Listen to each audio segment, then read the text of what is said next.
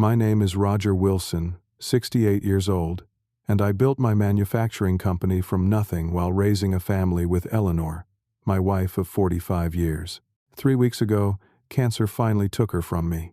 Since then, my son, Peter, and his wife, Amanda, have been acting strangely, especially regarding the inheritance meeting. I never imagined family could turn on each other so quickly after a loss. If you are watching this, let me know where you are from in the comments. Subscribe to hear what happens when greed, family secrets, and DNA tests collide during the most painful time of my life. I started Wilson Manufacturing in 1975 with nothing but a small loan and a big dream. Eleanor was by my side from day one, handling the books while I managed production. We worked 16-hour days, 7 days a week for years. Eventually, our little operation grew into one of the largest custom parts manufacturers in the Midwest. We now employ over 200 people and have contracts with some of the biggest names in American industry. Eleanor and I met during our sophomore year at University of Michigan. She was studying business administration, and I was in engineering. Our first encounter happened in the campus library, where I accidentally knocked over her stack of accounting textbooks. I helped her gather them up, and something about her smile made me ask her to coffee. That coffee date turned into dinner, which turned into 45 years of marriage, a son, and a business empire we built together. Peter came along 5 years into our marriage. He was a bright, curious child who loved taking things apart to see how they worked. I had such high hopes for him.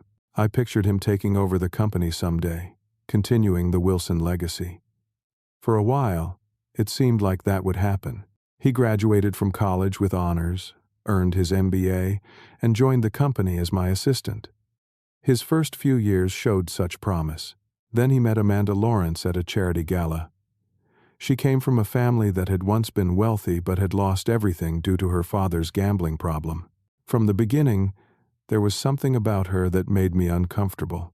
She was always asking questions about the company valuation, our contracts, our profit margins.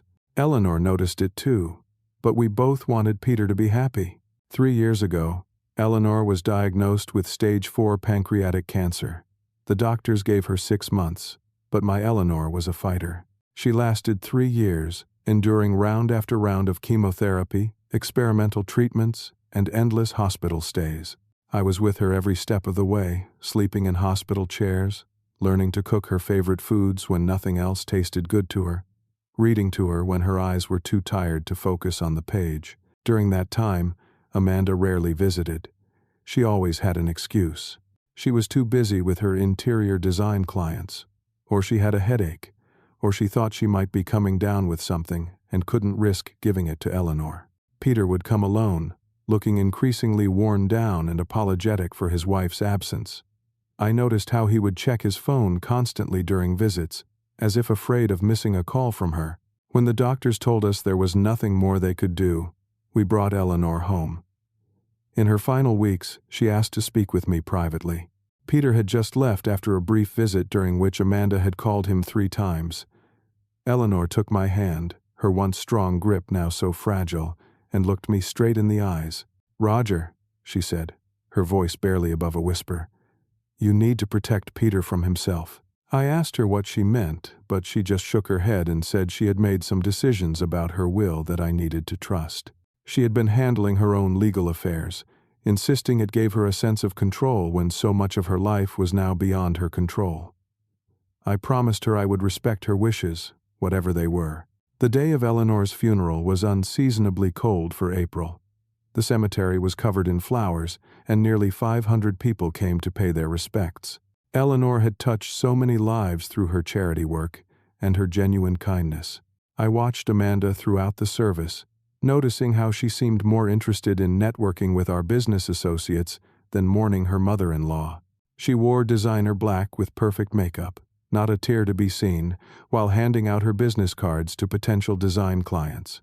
That night, alone in the house Eleanor and I had shared for 40 years, I sat with my grief and my growing concern about what would happen at the inheritance meeting scheduled for the following week. Eleanor had been cryptic about her final wishes, and I had respected her enough not to pry. Now, I wondered what she had seen that I had missed. The morning of the inheritance meeting, I woke up early after another restless night. The house felt too quiet without Eleanor. I made coffee just the way she used to, strong with a splash of cream, and took it into our bedroom where I kept a photo album in the nightstand drawer. The album was filled with pictures from our life together. Our wedding day, with Eleanor looking radiant in her simple white dress. The day Peter was born, with me holding this tiny bundle with a look of terror and joy on my face. Family vacations, business award ceremonies, holiday gatherings.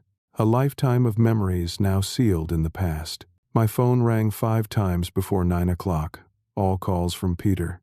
Each time, the first words out of his mouth were about the inheritance meeting, not about how I was coping with my first week without his mother. "Dad, what time is Thomas coming?"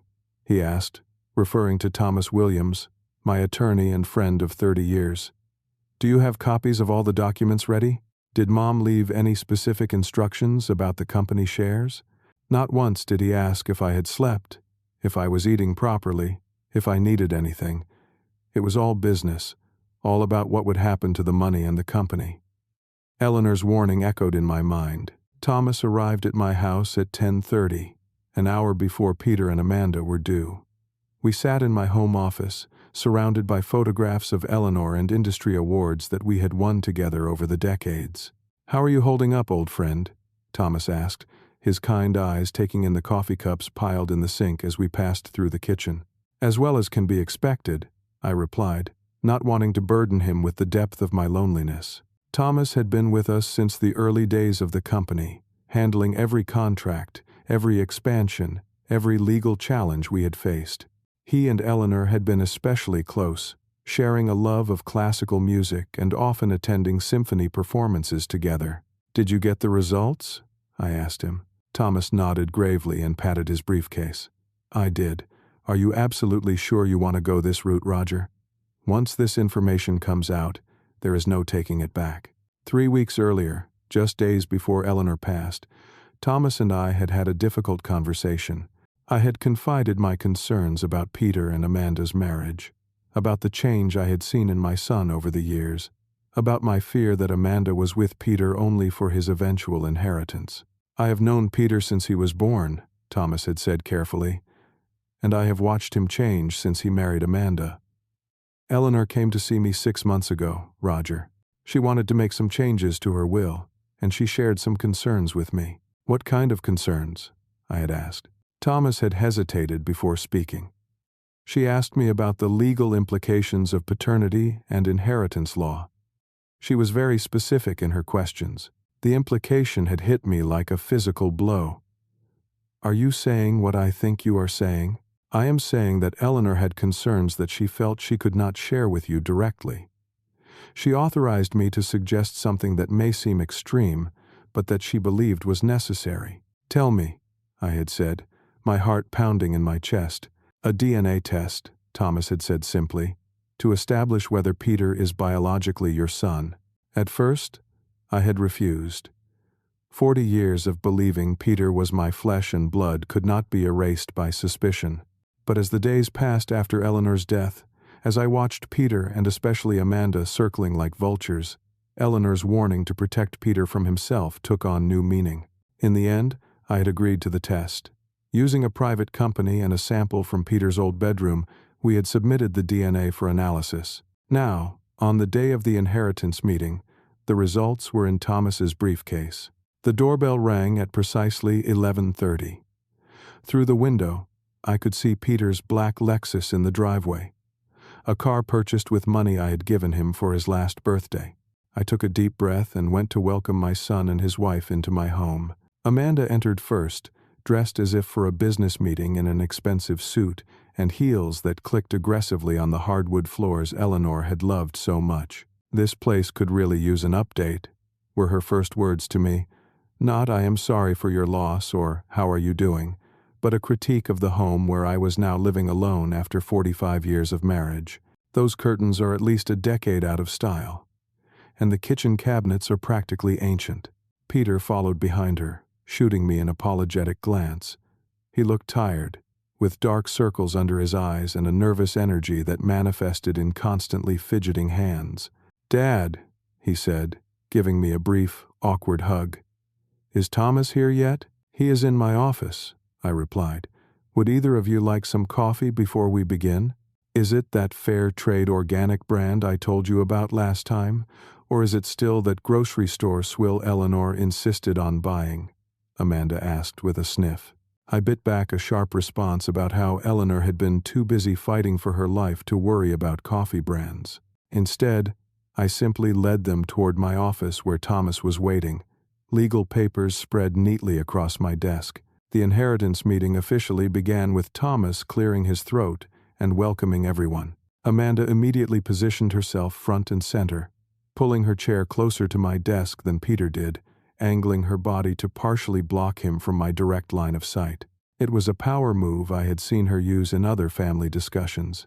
"Let me start by saying how very sorry I am for your loss," Thomas said, addressing all of us but looking directly at me.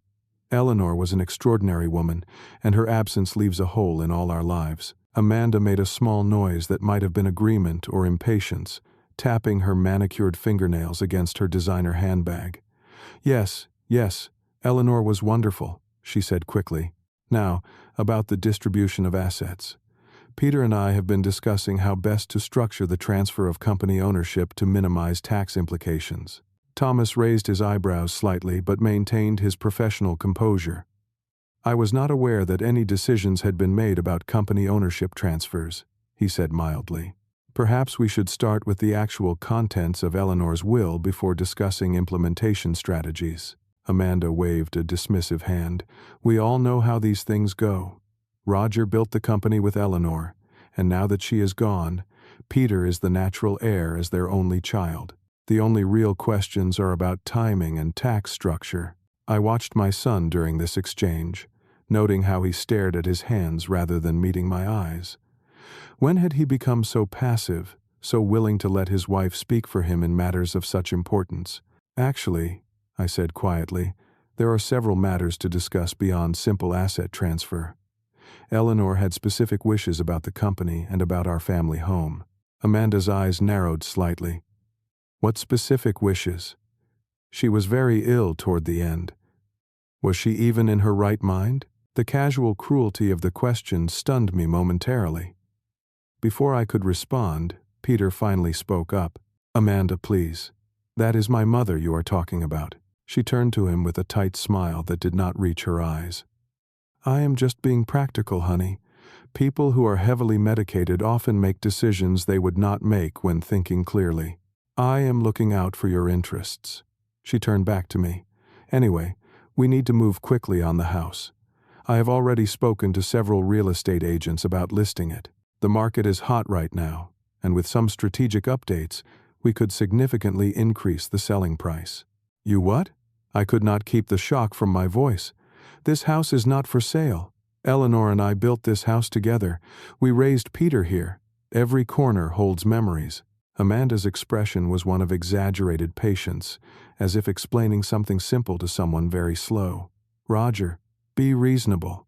This 5-bedroom house is far too large for just one person. It makes financial sense to sell it and move you into something more appropriate for your situation. Perhaps a nice retirement community?" I was 68 years old, still working full-time as CEO of a successful manufacturing company, and my wife had been dead for barely 3 weeks. The suggestion that I should be shuffled off to a retirement community felt like a slap in the face. Thomas intervened smoothly. "Perhaps we should return to the actual legal documents at hand. Eleanor left very specific instructions, and as her legal representative, I am bound to ensure they are carried out according to her wishes." Amanda's smile tightened further. Of course. Let us get to the numbers. What exactly are we looking at in terms of company valuation?" The last financial statement I saw suggested around 15 million, but I assume there have been updates since then? Thomas and I exchanged a glance.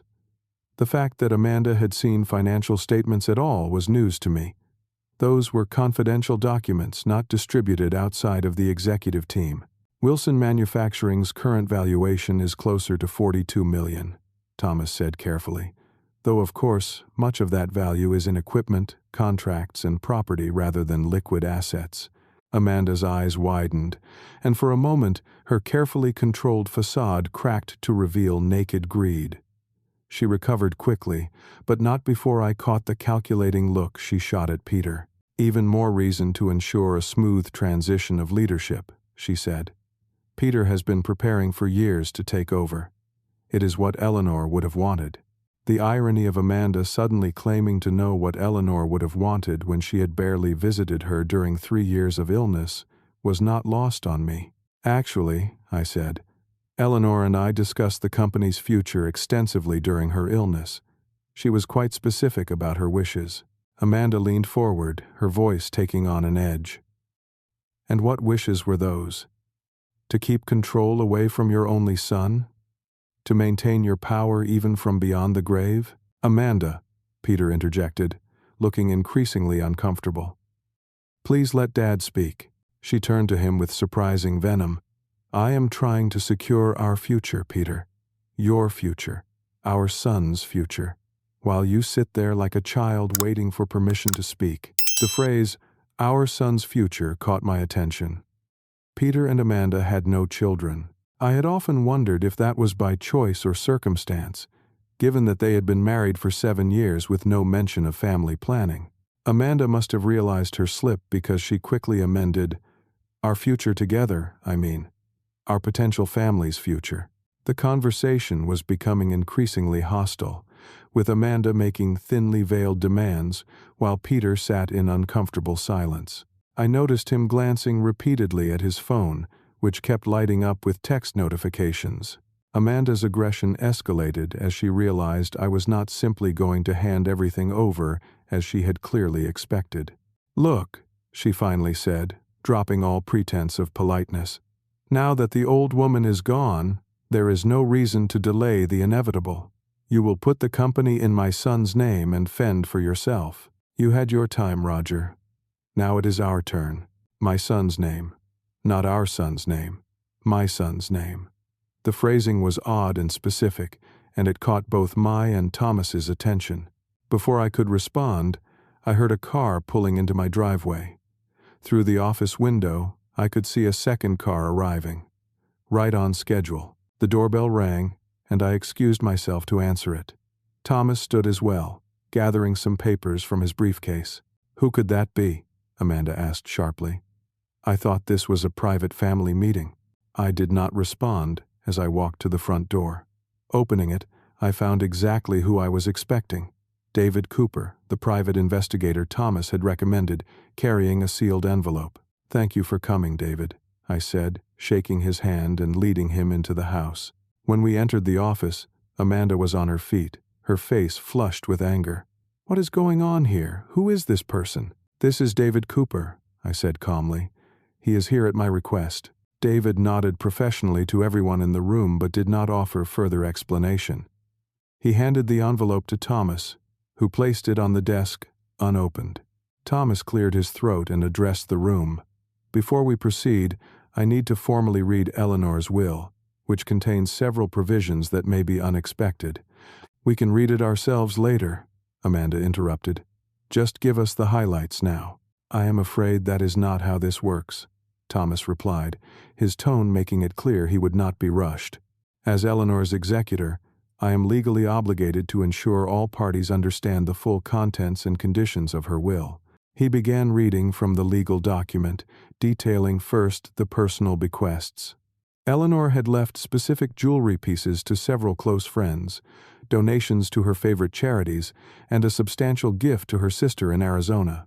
Then came the larger assets. Regarding Wilson Manufacturing, Thomas read, "Eleanor Wilson leaves her 50% ownership to be distributed as follows. 25% to her husband, Roger Wilson, giving him 75% controlling interest in the company." "That cannot be right," Amanda interrupted, her voice rising. "Peter is their only child. Where is his inheritance?" Thomas continued as if she had not spoken.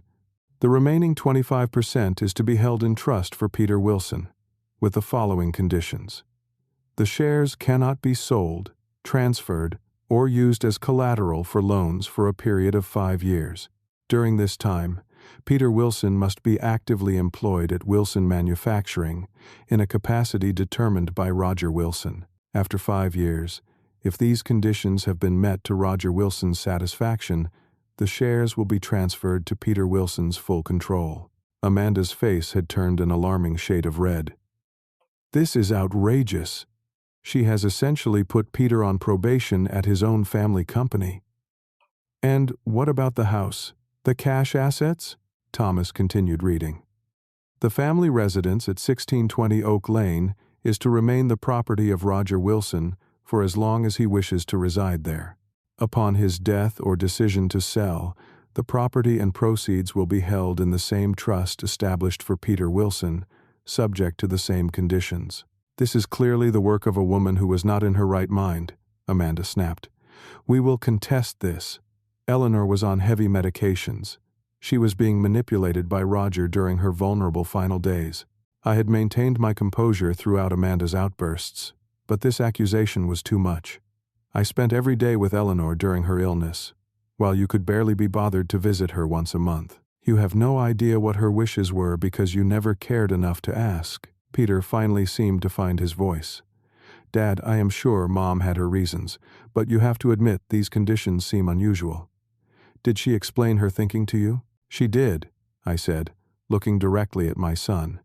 She was concerned about certain influences in your life that might lead you to make decisions contrary to your long-term best interests. Amanda scoffed. She was talking about me, was she not? Always trying to come between us, even from the grave. Thomas interrupted what was becoming an increasingly heated exchange. There is one additional matter that Eleanor asked me to address at this meeting. It concerns information that came to her attention during the last year of her life. He nodded to David Cooper, who stepped forward. My name is David Cooper. I am a licensed private investigator hired initially by Eleanor Wilson approximately 8 months ago, and subsequently retained by Roger Wilson to complete the investigation. Investigation? What investigation? Peter asked, genuine confusion in his voice. David looked to me for permission to continue. I nodded, my heart heavy with what was to come. Eleanor Wilson hired me to investigate certain suspicions she had regarding family matters. During her investigation, she requested a DNA test to determine paternity. The room went completely silent. Peter stared at me, then at David, his expressions cycling through confusion, disbelief, and the beginning of understanding. What are you saying? He finally asked, his voice barely above a whisper. Thomas opened the envelope David had brought and removed the test results. The DNA test conclusively shows that Roger Wilson is not the biological father of Peter Wilson. The words landed like physical blows. Peter's face drained of all color, and he gripped the arms of his chair as if to steady himself. This is ridiculous, Amanda said, but her voice lacked conviction. Some lab made a mistake. These tests are not always reliable. 3 separate tests were conducted by 3 different laboratories, David explained, all with the same result. Peter turned to me, his eyes filled with confusion and hurt. Dad, did you know about this? How long have you known? I learned of the possibility 3 weeks ago, I admitted. Eleanor told me on her deathbed. The final confirmation came yesterday. Why did she not tell me herself? Peter asked, his voice breaking. Why keep this secret for my entire life? I took a deep breath, knowing the full truth needed to come out. Eleanor had a brief relationship before we were officially dating. She did not know she was pregnant when we got together. By the time she realized, we were already serious, and she was afraid of losing me. She convinced herself that the timing could work either way, and chose to believe the baby was mine. For 40 years she lied to both of us? Peter's voice was hollow with shock. She convinced herself it was true, I said gently. And in every way that matters, you are my son. I raised you, I loved you, I taught you everything I know. Biology is just genetics.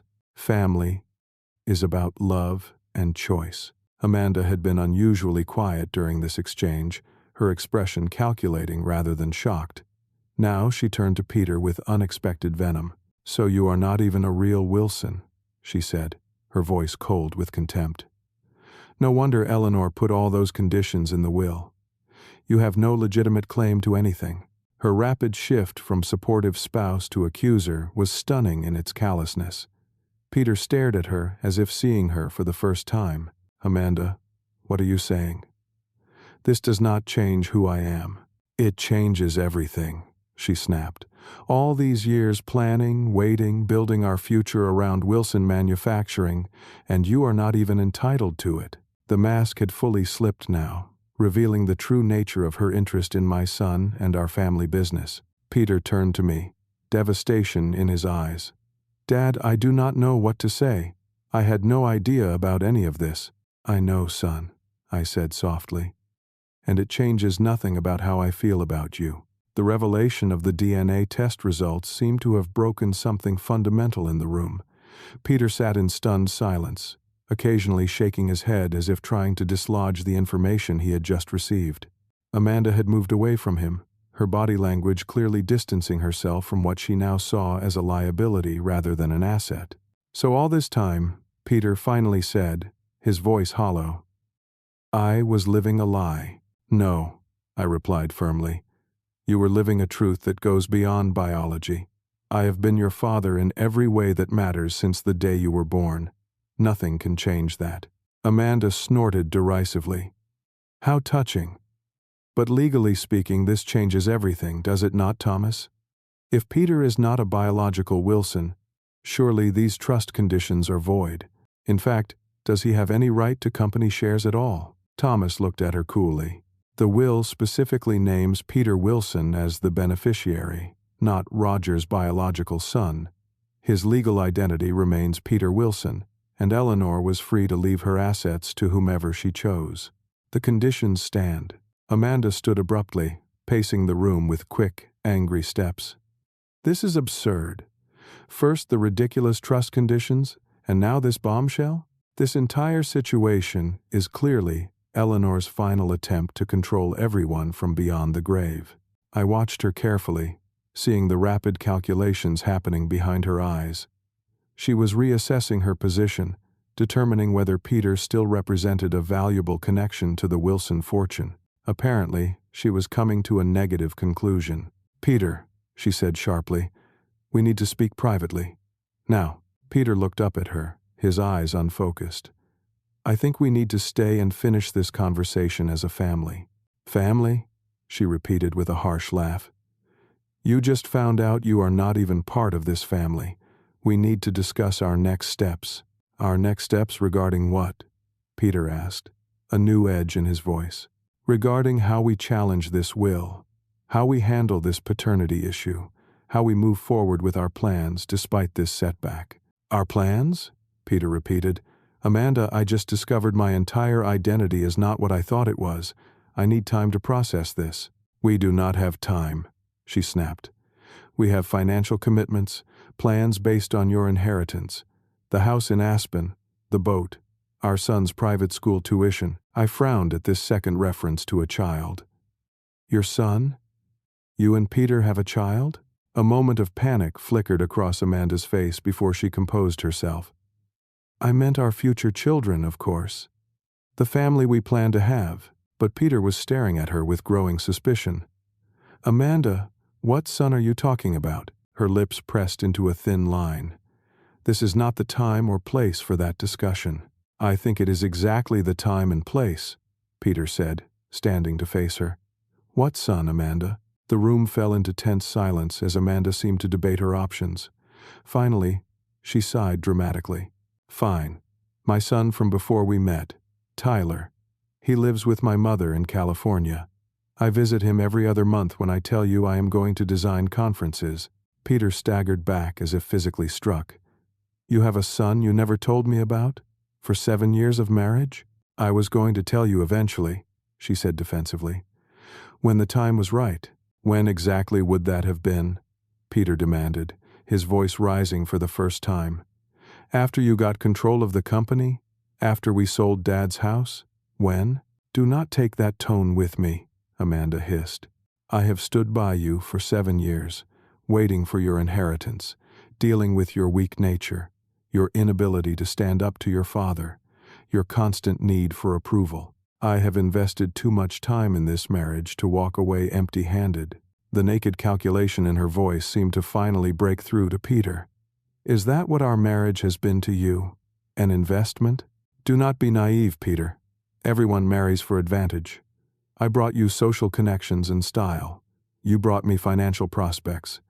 It was a perfectly reasonable arrangement until today." I watched my son absorb this brutal assessment of his marriage, seeing the pain and then, gradually, anger rise in his expression. "Get out," he said quietly. "Excuse me?" Amanda's eyebrows shot up in surprise. "Get out of my father's house. Now, we will discuss divorce terms through lawyers." Amanda laughed, a brittle, ugly sound. "Divorce? You think it will be that simple? I have given you 7 years of my life based on certain expectations. I will not walk away with nothing. You will get whatever the law says you are entitled to," Peter replied, his voice steadier than I had heard it in years. "But this marriage is over." Amanda grabbed her purse and walked to the door, then turned back with a cold smile. "Congratulations, Peter. You finally found your backbone. Too bad it took losing your entire identity to do it." She looked at me. "And you, Roger, I hope you are happy with what you have done to your son." With that parting shot, she stalked out, her heels clicking aggressively down the hallway. The front door slammed with enough force to rattle the windows. In the sudden silence, Peter sank back into his chair, his face in his hands. "I had no idea," he murmured, "about any of it. Not about the DNA, not about her son, not about how she really saw our marriage. How could I have been so blind?" Thomas and David exchanged glances, clearly feeling like intruders on a private family moment. "Perhaps we should continue this another day," Thomas suggested gently. I nodded gratefully. "Thank you both for coming. David, thank you for handling this with such professionalism. Thomas, we will talk soon about next steps." After they left, Peter and I sat in silence for several long minutes. The ticking of the grandfather clock Eleanor had loved seemed unnaturally loud in the quiet room. "I do not know who I am anymore," Peter finally said. "My whole life, I thought I was Roger Wilson's son, heir to Wilson Manufacturing, husband to a woman who loved me. In one day, I have lost all of those identities." "You have not lost me," I said firmly. "You are still my son in every way that matters. I have loved you from the moment I first held you, and that will never change." "How can you say that after finding out Mom lied to you all these years?" Peter asked, genuine confusion in his voice. I considered my answer carefully. Eleanor and I had our last private conversation 2 days before she died. She finally told me the truth, after 40 years of silence. At first, I was angry, betrayed, but then she told me something I will never forget. "What was that?" Peter asked. "She said that her greatest blessing in life was watching the man she loved raise her son with such devotion that biology became irrelevant. She said that every time she saw me teaching you to ride a bike, or helping with your homework, or cheering at your baseball games, she knew that love was stronger than DNA." Tears welled in Peter's eyes. "I wish she had told me herself." "She wanted to," I said gently, "many times over the years, but she was afraid. Afraid of losing your love, afraid of damaging your relationship with me. In the end, she made the choice to tell me and let me decide how and when to tell you. And now I have lost both my mother and my wife in the span of a month. You have not lost everything, son. You still have me. And perhaps, for the first time in years, you have the chance to rediscover yourself away from Amanda's influence." Peter wiped his eyes and nodded slowly. "I have been unhappy for a long time, Dad. Too afraid to admit it, too weak to do anything about it. I let Amanda make all the decisions, control all aspects of our life together. I saw how she treated you and Mom, especially during the illness, but I did nothing. Why?" I asked gently. "That is not the son we raised." "I do not know," he admitted. "Somewhere along the way, I lost myself. It was easier to go along with her plans than to stand up for what I knew was right. I am so sorry for how I have behaved, especially during Mom's illness." "Eleanor forgave you," I said. "She understood the dynamics at play better than either of us realized." "Did she know about Amanda's son?" Peter asked. "I do not think so. But she clearly suspected Amanda was hiding something significant. It was one of the reasons for the trust conditions in her will. She was trying to protect you, to give you time to see the truth for yourself. Peter shook his head in wonderment. Even at the end, she was still looking out for me. That is what parents do, I said simply. Biological or not. 1 week after the explosive inheritance meeting, Peter was staying in our guest room. He had moved out of the house he shared with Amanda, taking only his personal belongings and leaving her with the furnishings and artwork she had so carefully selected. According to his lawyer, Amanda had already filed for divorce and was demanding half of Peter's trust, as well as support payments based on his anticipated inheritance. "How are you holding up?"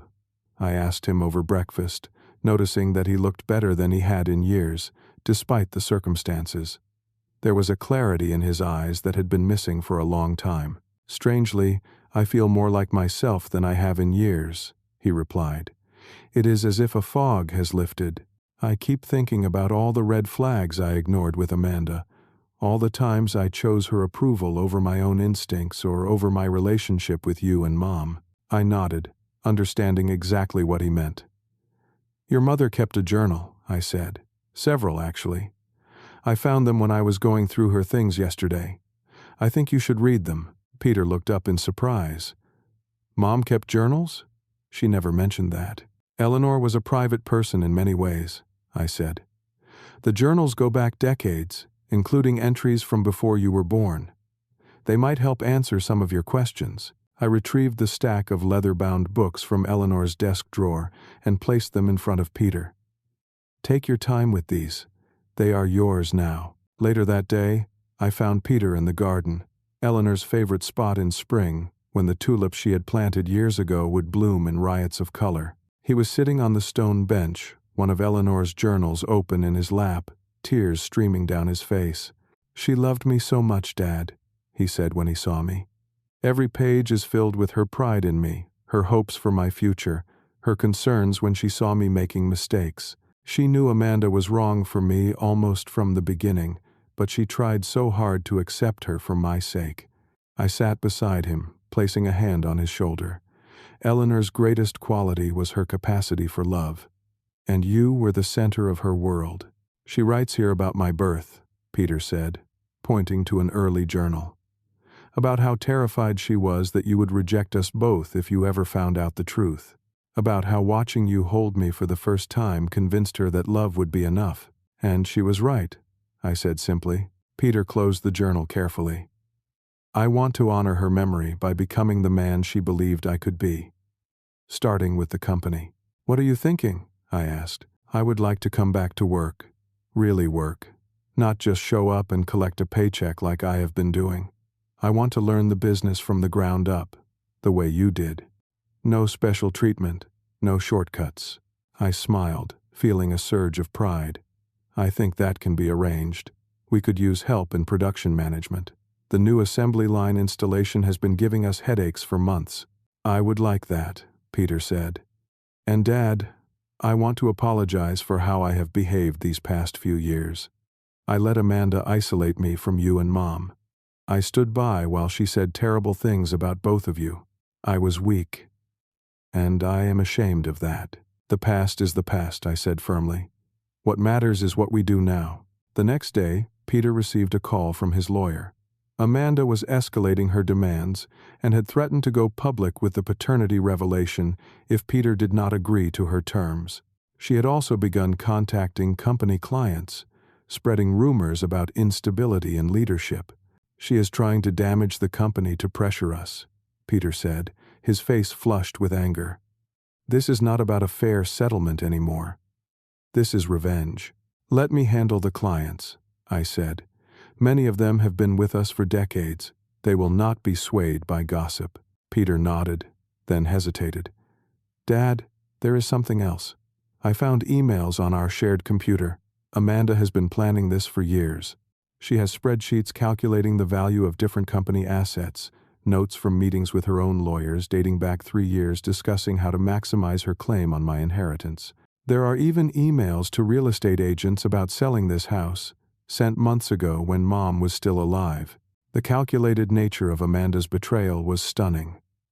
"Can your lawyer use these in the divorce proceedings?" "He says they are admissible and significantly strengthen our position," Peter confirmed. "But that is not all.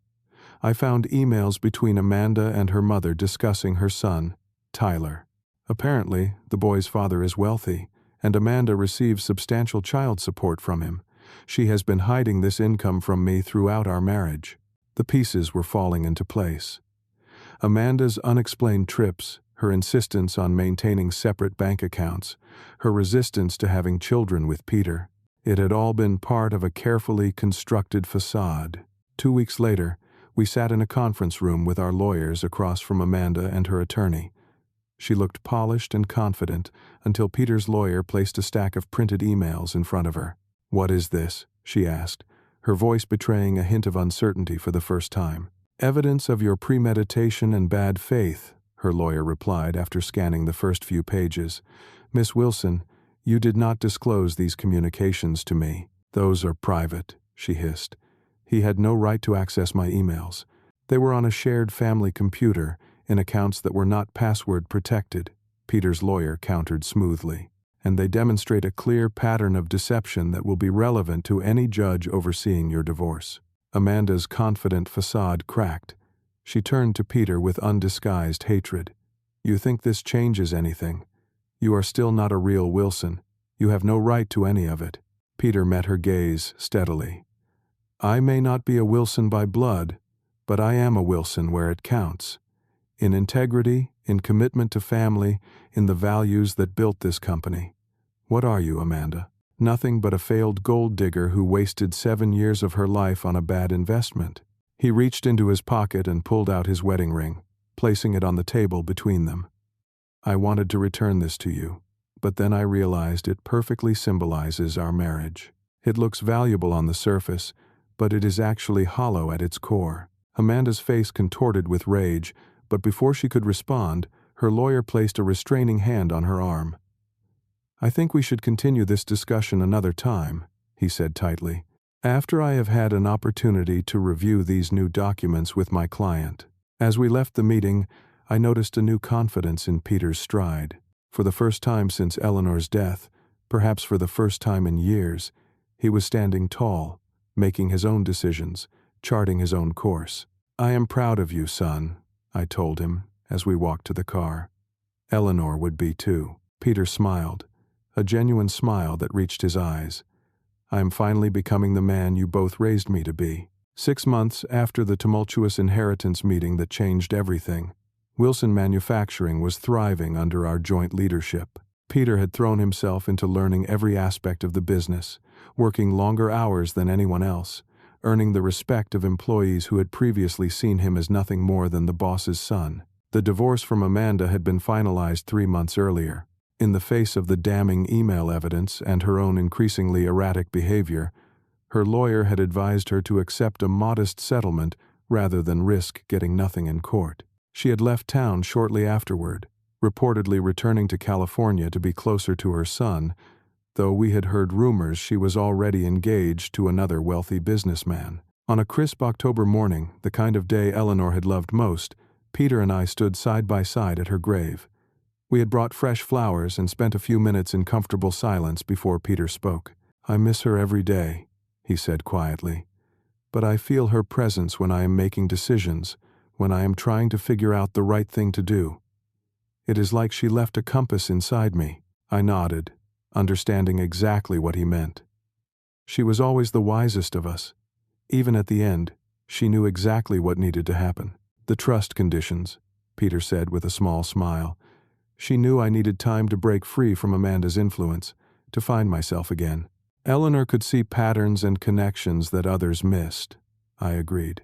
"She knew that immediately giving you full control would make you vulnerable to Amanda's manipulation.